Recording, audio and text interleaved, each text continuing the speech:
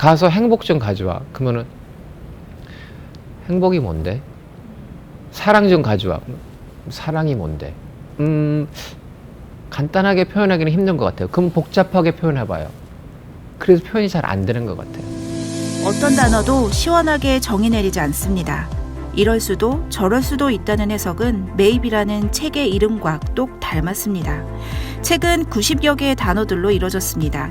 정리되지 않은 책을 내고 싶었다는 그의 바람처럼 각각의 단어들은 하나의 틀로 묶이지 않고 동시에 어떠하다라고 쉽게 단정되지 않습니다.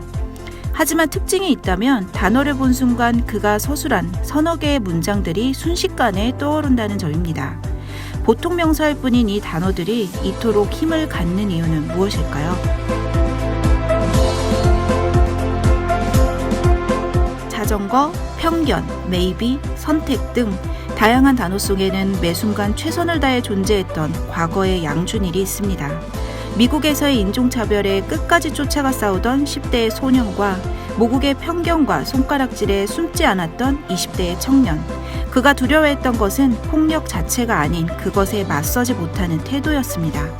외모와 걸음걸이, 제스처 등 할 수 있는 모든 것을 바꿔가며 도전했던 V2의 실패는 삶을 대하는 태도를 깨닫게 해줬다고 합니다.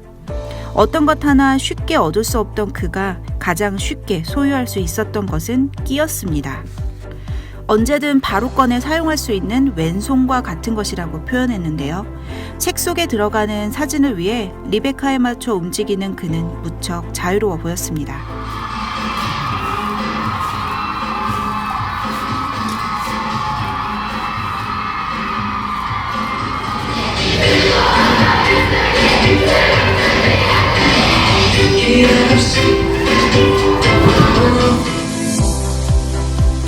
단어와 문장에는 치열하게 삶을 이어간 양준일의 과거가 꾹꾹 눌려 담겨 있고 이 글들은 오랜 시간 재정적 결핍에도 삶에 관대하고 허심할 수 있었던 그를 이해할 수 있는 열쇠가 돼줍니다.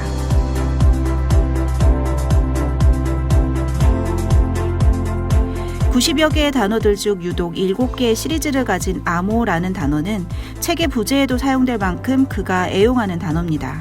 부모와 자식, 남과 여 등의 관계 속에서 의도와는 다르게 이뤄지는 갈등 상황을 양준일은 암호를 해독하는 과정이라고 긍정합니다. 무엇을 성취하기 위해 묵살하기보단 관계 개선을 위한 암호 해독 과정을 기꺼이 인내하는 것이죠. 결과보다는 과정과 관계를 중시하는 태도는 대한민국에 소환된 이후 그가 보여온 팬 중심의 행보와 다르지 않습니다. 정리되지 않은 책을 원했다는 그의 말은 어쩌면 자신이 의도한 어떤 메시지보다는 독자들 각자가 느끼는 그 무언가를 더 존중하겠다는 말로 들리기도 합니다. 그래서 잘 정리됐지만 아이러니하게도 잘 정리되면 안 되는 그의 책 메이비는 독자들에게 이렇게 말을 걸어오고 있습니다. 나의 삶은 이러한데 당신의 삶은 어떤가요? 오늘 재밌었으면 좋겠습니다. 저도 오늘 즐거운 마음으로 촬영했고 책에 좋은 사진이 포함돼서 여러분들이랑 같이 나누면서 얘기했을 있을 때까지 잠시만 기다려 주세요. 감사합니다.